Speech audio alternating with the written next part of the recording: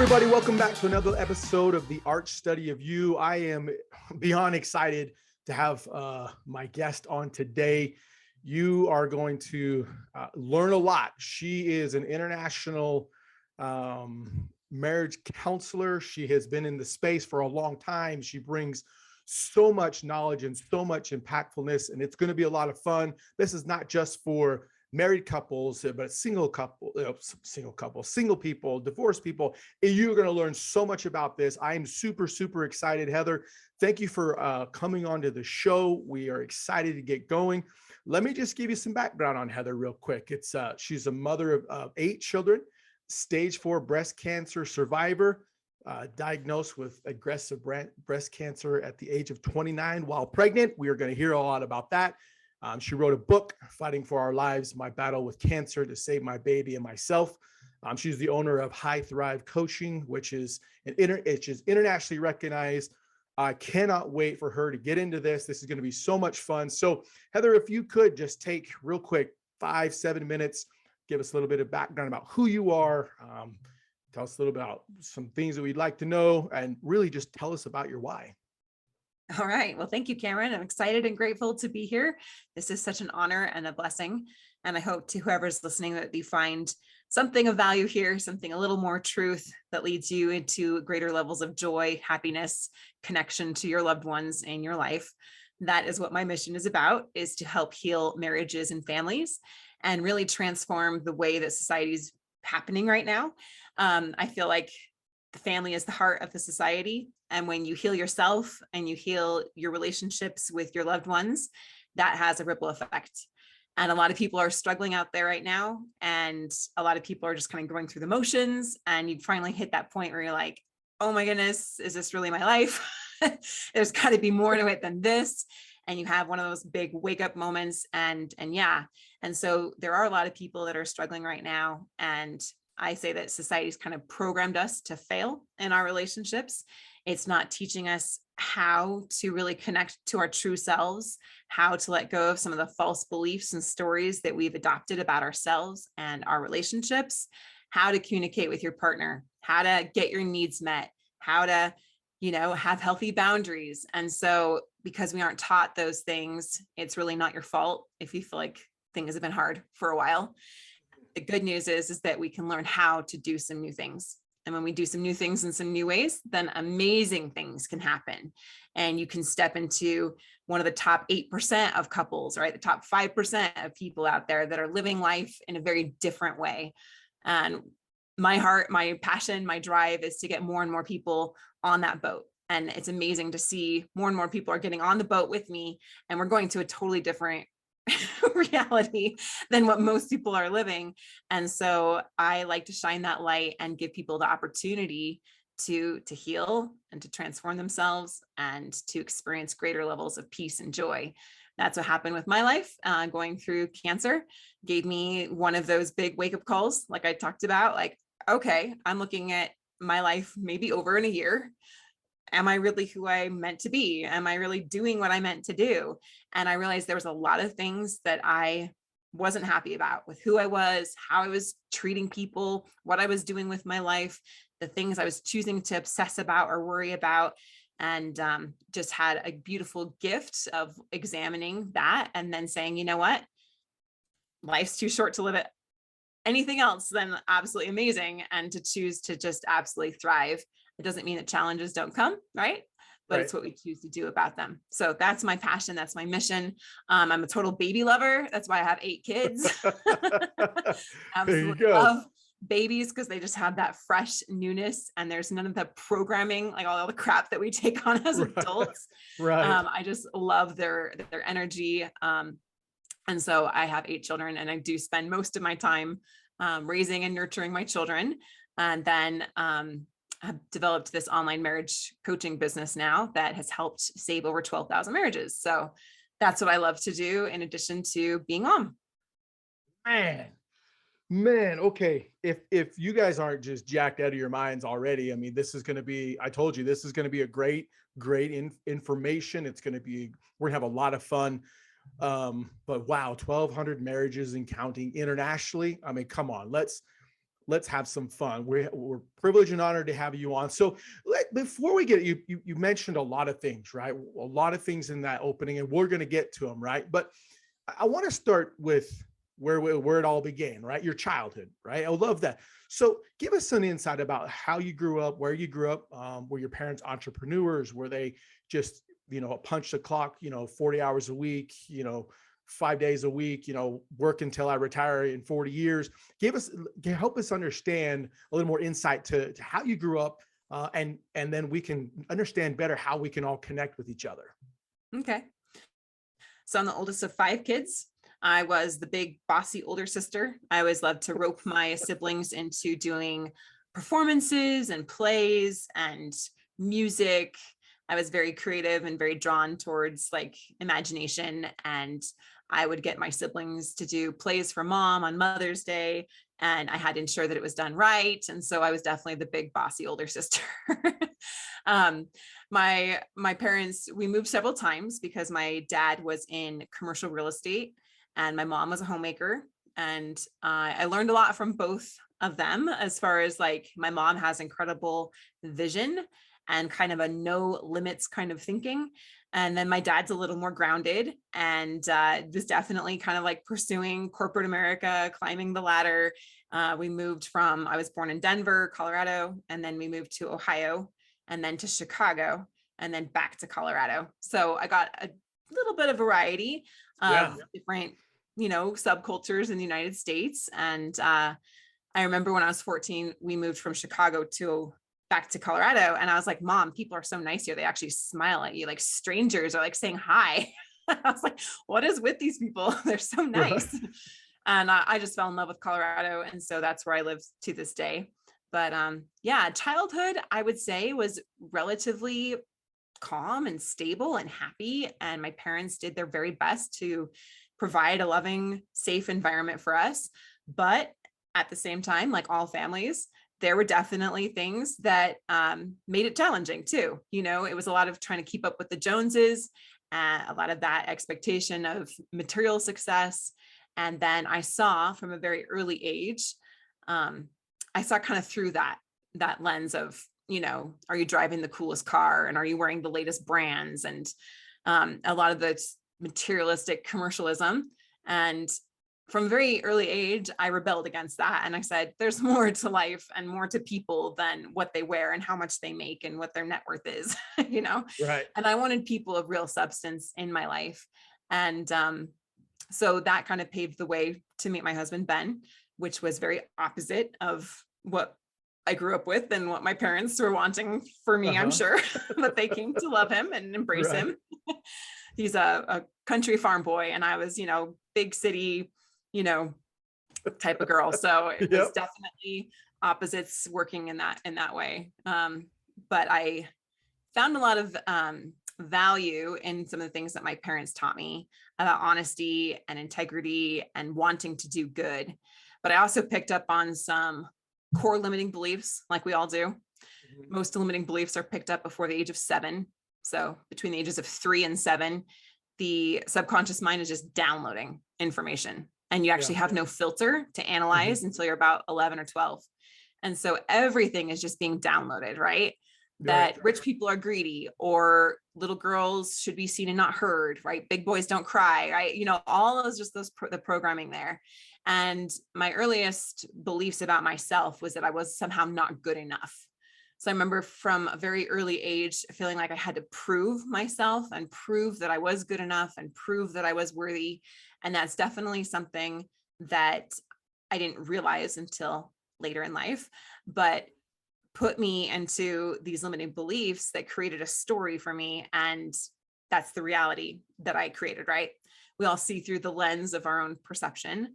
And so picking up on some of those things like, that's just not really good enough. I need to prove myself. I'm not really worthy.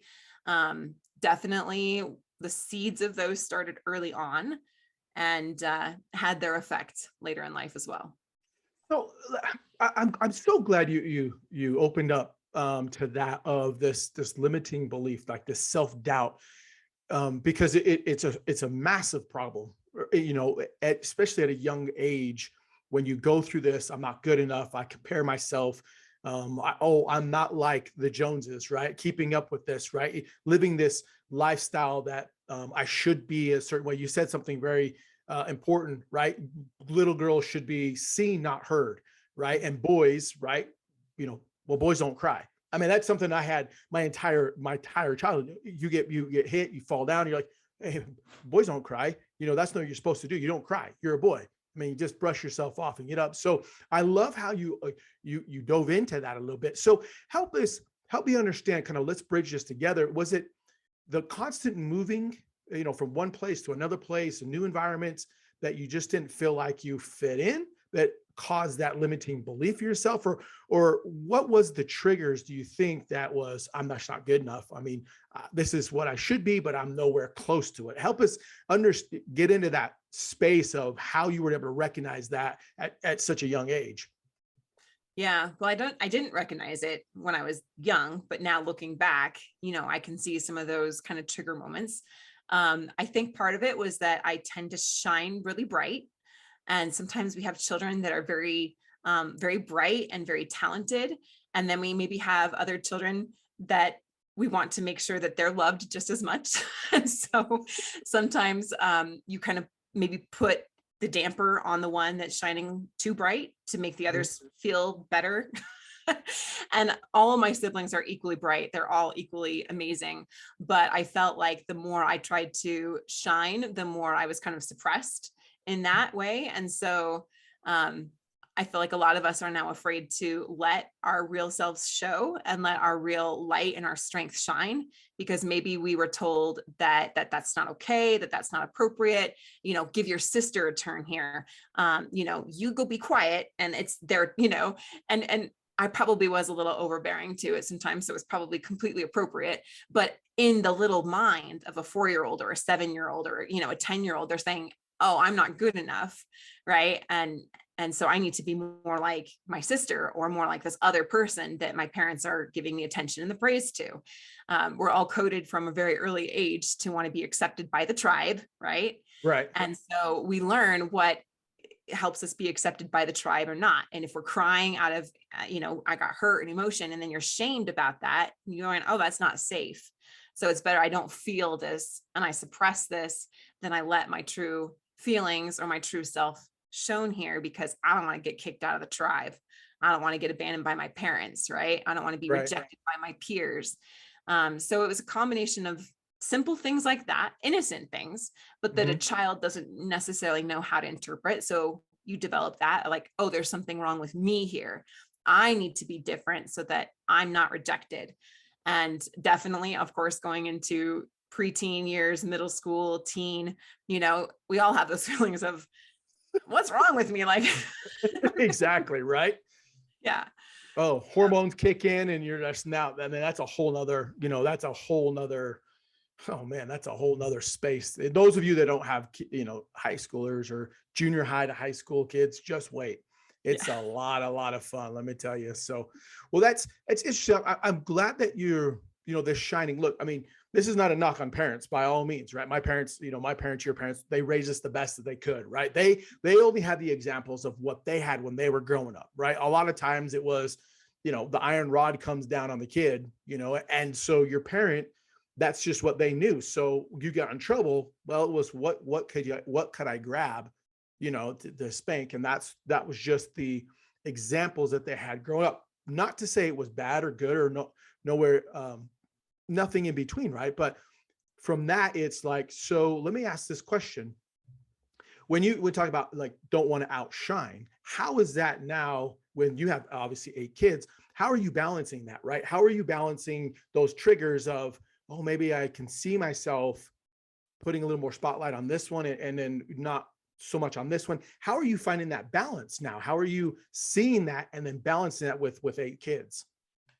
Yeah, it definitely can be challenging. One thing I really have to work on with my kids, for instance, is just talking one at a time and trying to give each one, that attention and that space. Some of them are more needy than others. Some of them are more vocal than others. Some of them I have to kind of pull to get them out of their shell and to say that it's safe to shine just because that's their personality, right?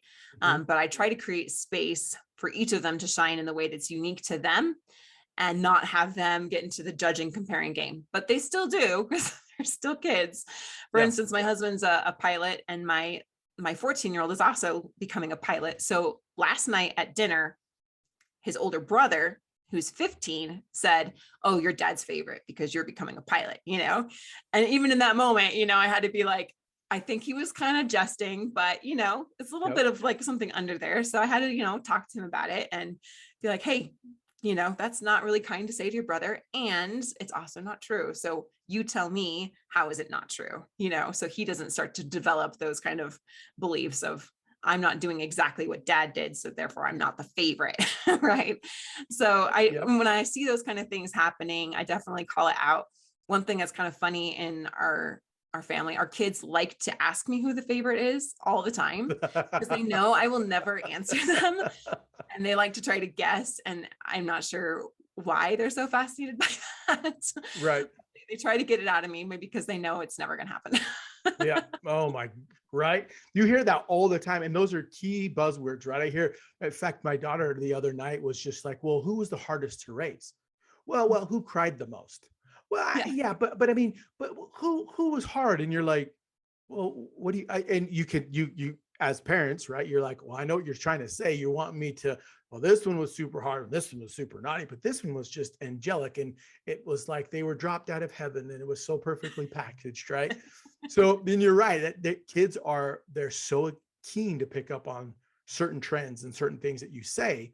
And I love how you told your 14-year-old, or no, sorry, your 15-year-old, that's not true. You explained to me why that's not the case. You explained to me why that, you saying you were the favorite, why that's not true. I love how you say that. That's unbelievable. I'm going to take that on as a parent. So last question here about just growing up, moving so much, like you moved from, especially going from Colorado over to, Chicago area. I've been to Chicago. I love Chicago. Take the L. Been to Wrigley. It's beautiful. What did that have when you go from, that Colorado grow up to the big city, and then back, like what did that have, especially at your age of just trying to be like, man, I gone from, like you said, man, people are so nice. Like, what impact did that have, or did it have any impact at all? Well, I was really shy actually as a child. So it was hard for me to go from having little playmates when I was very young, to having to make new friends and be the new kid in school. I think so many people can relate to that. Yeah. And so it was, little life lessons at a very early age about, where is my security? Where is my strength? And to me, I found that I've developed even deeper relationships with my siblings. And I love that with my own children, is that friends, yes, they're important and they tend to come and go, though. Very rarely are you still friends with your friend that you were friends with when you were 5, right? Right. Right. But your siblings and your family, those are the people that stay with you for life. And so that deepened my connection with my own siblings, and it helped me become a little more adaptable. I remember when we moved, so when it went first from Denver to Ohio to the Cleveland area, and then to Chicago. By the time we moved to Chicago, I was, let's see, 9. And so at that point, I was really starting to pick up on this kind of fakiness of the Mhm. culture. And we moved to a very affluent town in a very affluent neighborhood. And I felt like we were like the poor kids there. I felt like my mom's shopping at Goodwill. What's the matter with us? Like we had 5 kids. Most people had 2, maybe 3, and so definitely starting to feel like, I'm definitely different than other people out there.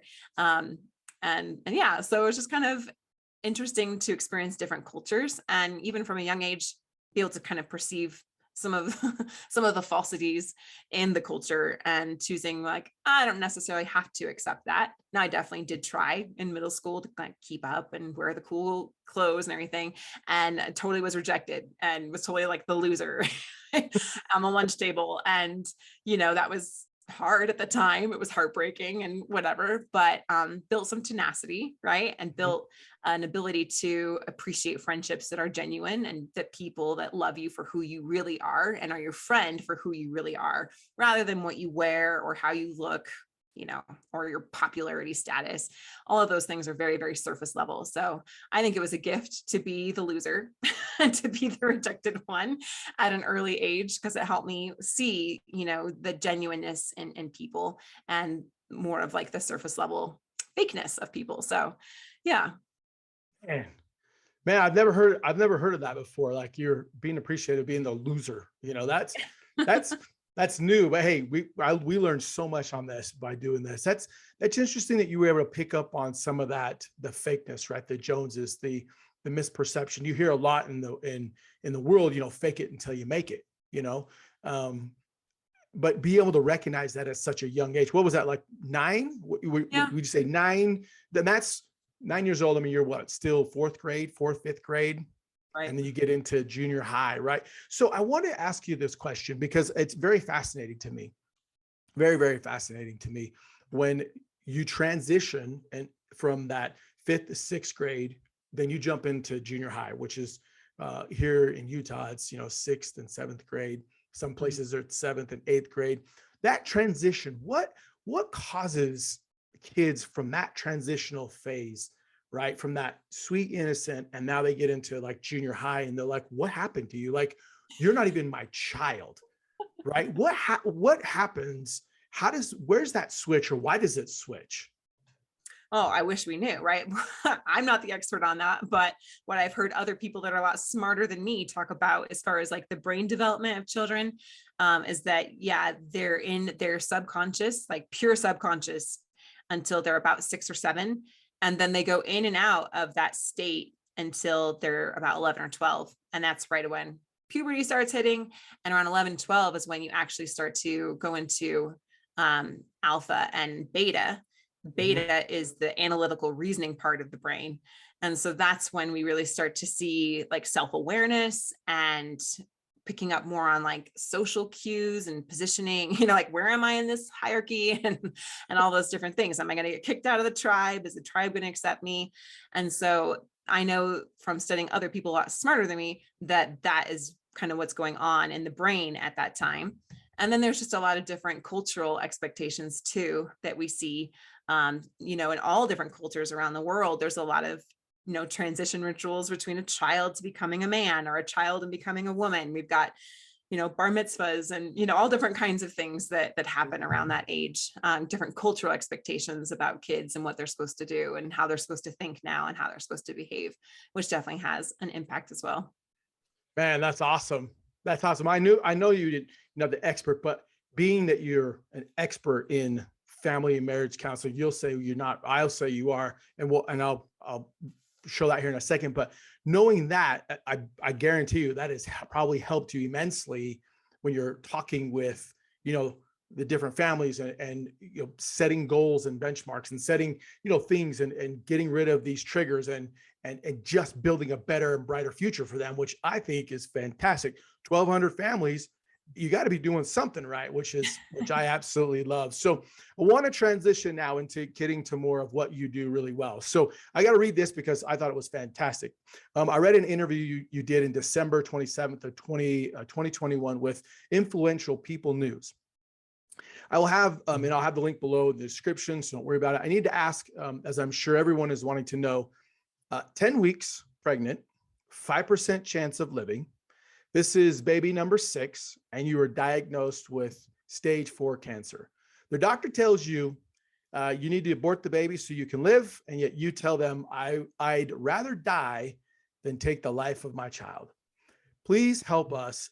Please help us understand like the whole emotional thing of the cancer, being pregnant, and telling the doctor, no, I'll die before I abort my child. Oh, yes, a big one there, Cameron. Yeah, so I'll just take you guys back to, so I just had my 5th baby and was really working on my health and my nutrition and really working to just become, just working on my diet and like, I don't know, just wanted to do something better. And I started noticing a lump above my left breast. And I thought that's kind of weird. And then I got pregnant again pretty quickly after baby number 5 with our 6th baby. And so I go into my midwife and I tell her, I've noticed this. And this is the part that actually saved my life, is that she took it seriously. Unfortunately, for a lot of other women, it gets kind of just brushed off. And so luckily she went in and got an ultrasound immediately. And then ultrasound led to a biopsy. And the whole time they're telling me, you're so young, you have no family history of cancer. It's probably nothing. It's probably nothing. It's probably nothing. Right. Mm. And so they're doing the biopsy and then they're going to tell me in 3 days. So it's now the summer and we're living in Southern Colorado out in like the forest, like beautiful pine forest and a beautiful big meadow. My 5 young ones are outside playing in the summer in the sun. And I'm really missing that right now because it's cold winter snowing right now. So it's kind of fun to go back to that. Right. Remember that it's not always like this here in Colorado. And so I'm sitting on the deck and my kids are playing in the trees. And this is one of those moments, like a September 11th, the moment everyone knows exactly where they were when they found out about it. And so I'm sitting on the porch and everything's just like, my life's amazing. Like my kids are healthy, they're beautiful, it's warm, it's a gorgeous day. And I get the call, it's my midwife. And she's like, Heather, we got the results back. And I'm like, okay, not thinking it's going to be too much, but I take in a breath and she says, it's cancer.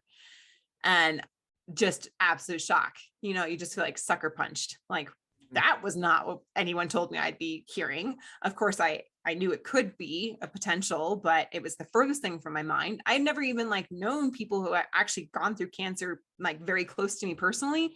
And so it seemed like a very distant, vague kind of thing. And so I get off the phone with her and immediately call my husband, Ben, who is at work. And I tell him, and then I'm just sitting there and just like tunnel vision, like what just happened, an immense amount of holy crap. And then the next thing that comes to my mind is, what about the baby? Here I am 10 weeks pregnant. And I'm like, what does that mean for this child? So it wasn't just about me and having to deal with cancer and whatever that looked like, but it was also about this child that I was carrying. And so then we met a few days later with the surgeon there in Durango, Colorado. And he looked us in the eye and he said, this cancer that you have is hormone sensitive. And so the hormones that are feeding your baby to help the baby grow are making the cancer grow. And that's why I noticed it just grow really rapidly. And so he says, we need to take action immediately and you need to abort the baby to save your life. And I looked at Ben, he looked at me, and we said, no. I told him I'd rather die than take the life of my child. For me, I knew that that was something that I couldn't live with personally. And I know that's a very individual, decision, and that everyone's going to have, anyone that faces that, I have no judgment with whatever your choice in life is and whatever you feel like is the right thing to do. But I also feel like there's a part of us that knows truth for us, right? And that's what we really have to listen to, because I just thought about okay, say I do abort the baby and I live, to me, that's something I just couldn't live with. So thanks be to God that my husband was right there with me in supporting that decision entirely. And so it was not even a question in my mind. And then it got kind of scarier from there. We found out that it was very aggressive and that most women that have this and don't terminate the pregnancy, it does not end well for them. We started looking at other options, natural options, talking to different doctors, and it was the same thing that we heard across the board. And we just had to hold fast to what we knew we needed to do, which was to save my life and to keep the baby, and just kind of turn it over to God. So we're people of faith. And so that's just, we had to rely on that and surrendered that outcome and just know that it was going to be okay no matter what. And so in the course of time, we found an oncologist up in Denver that actually is one of the top 5 specialists in the world for young women with cancer, especially pregnant women with breast cancer. So it was the stars aligned, and we made the 7-hour drive up to meet her in Denver. And I'll never forget what she told me as we were meeting with her. She's like, I know this is really scary for you, but for me, it's just another Tuesday. Well, I thought that was kind of a strange thing to say. I felt a little oh, you don't know how hard this is. But then I thought about it later and I was like, that's actually amazing, because I know that I'm in the hands of an expert, right? Someone that knows what they're doing. They do this every single day. And so that helped me. And through prayer and talking about it with my husband, we felt confident in going with what the treatment plan that she had for us, which was not easy. Yeah, But yeah, it was the whole man. gamut of emotions of shock and fear and anger and faith and determination and all of that across the board there. Oh my gosh. Like I could just feel, man, I could just feel that as you're reliving it, right? You said it perfect, like 9/11, everybody knows where exactly where they were. I could just feel you reliving all those emotions, that decision to declare, like, no, you're not taking my baby. And then probably everybody giving you sound advice, right? Well, based on this, and you just held firm. Oh my gosh. Like I have goosebumps. I can't tell, but I have goosebumps. I literally have goosebumps. So I want to get to ask you a question around this, but I have to ask this question. How did your husband react to such a declaration? Look, I mean, he would have been a widower of 5 kids, you know, how, how did he react through this whole thing? I mean, there had to have been somewhere with him, like in those quiet moments. Like we're going to get into you, but I think I would just love to know, like, how did he react? Like, what was his initial, and then how did he just respond throughout the whole process? Well, I'm not him, but I'll share with what he shared with me. Right. It was definitely the same, a ton of shock. And then he got into get it done mode, right? He became the quote unquote strong one, which had its pros and cons. And there's been a different kind of journey for both of us, right? In this whole experience now. It's been, let's see, so that was in 2014. So about 7 years going through this whole process now. And so, 7, 8 years.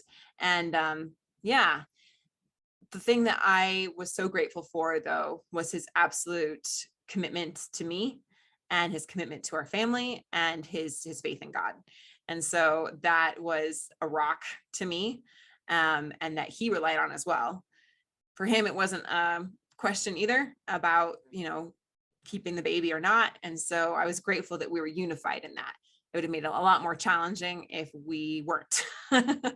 And so I'm grateful that he was right there with me, like, yeah, this is what we need to do, and we're going to figure it out. He got a little bit, I don't know, this might not be the right word to use, but I'm going to use it anyway, man mode. Of like, get it done. And I don't think it has anything to do with being male or female. I think it's like the masculine energy of we have a challenge here. Let's do what we need to do and let's get it done. And I'm going to do what I need to do here to get it done. Right. Which is a strength and a good thing in moments of crisis and in moments of challenge, that we all have to have that. Like, I can't just sit here and like cry or freak out and like worry about it and talk about it with my mom for 10 hours. Like, that's not going to get anything done. Right. Right. And so he brought that strength and that determination, and that we call it get her done-itude. Right. There you go. I love that. Get her done into, because you're right. There are 3 emotions, right? Either it's the fight, the flight, or the freeze, and I'm sure through this whole ordeal, one of those 3 emotions probably popped up throughout this entire, I mean, you were 10 weeks pregnant. Anybody knows how long you have a kid. It's 36 weeks. Sometimes it's past 39. I mean, you still had a long process, a very long process. So that's awesome. I think that is so cool, that bond that you guys had. And we'll get into this bond a little bit later, but take us down that process of the 10 weeks to, actually having that. I mean, probably just, I don't know what it's like to have cancer. I've never been through that.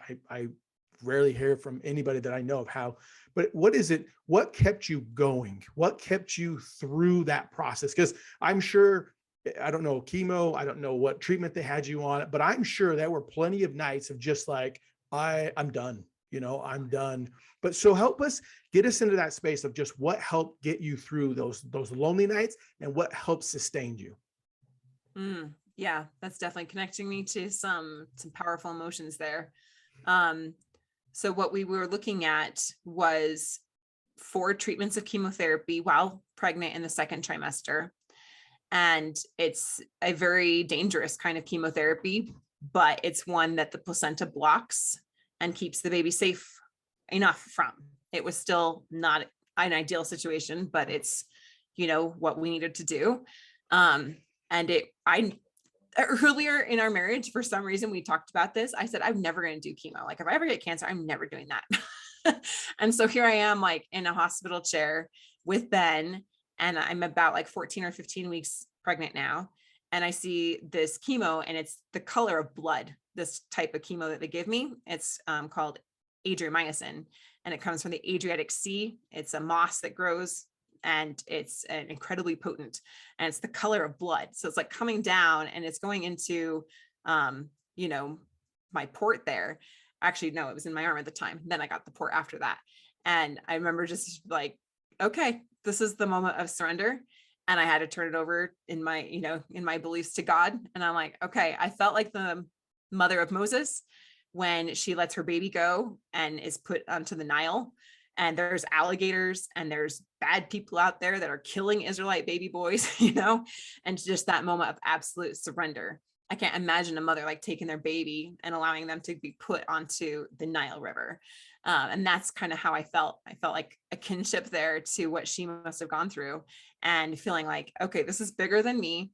I can't even protect this own baby in my body from what's coming into me. And so I just have to turn it over.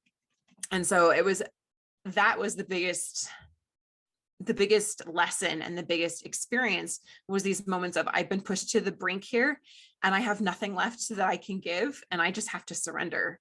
And I found every time I did that, an immense amount of peace and calm, of knowing that it was all going to be okay, even if it didn't happen the way I wanted it to. Just a little bit of prior background to this. I was a bit of, not necessarily a control freak, but I'm a very independent person, and I make things happen. I'm a go-getter. I put in the reps, I do the work, I show up, I give the blood, sweat, and tears to make things the way that I think is going to be best for everyone. And this was a situation where I couldn't do that.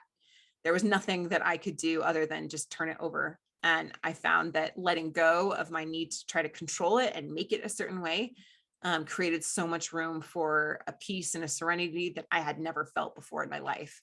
And so that was an incredible experience, and it changed a lot of the way that I looked at things and the way that I felt about things I used to stress about or worry about before. I'm like, oh my goodness, honey, that's a no issue, Yeah. I'm not even worth a second of your time.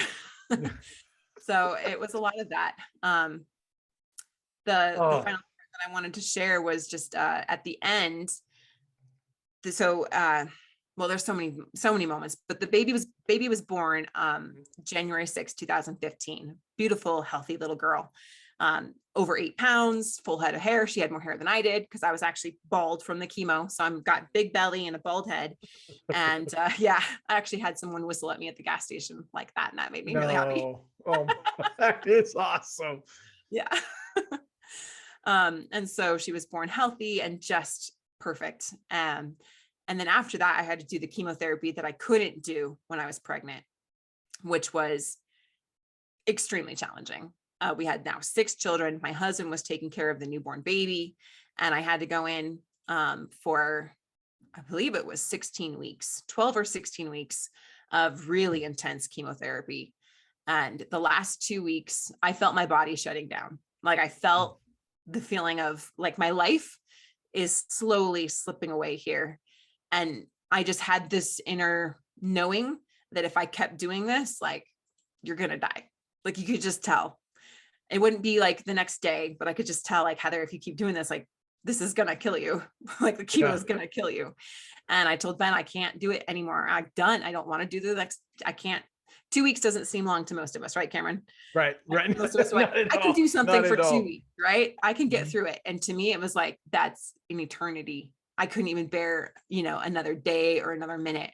And he's like, I know, Heather, you just have to. And so at that moment, I just relied on him. And again, God, to get through that last bit, that last push that was truly beyond my limits. I'm a pretty strong person. I can take a lot, but that was way beyond what I knew I could do.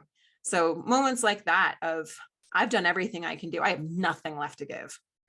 And then finding that there is still strength there and there's peace when you let go.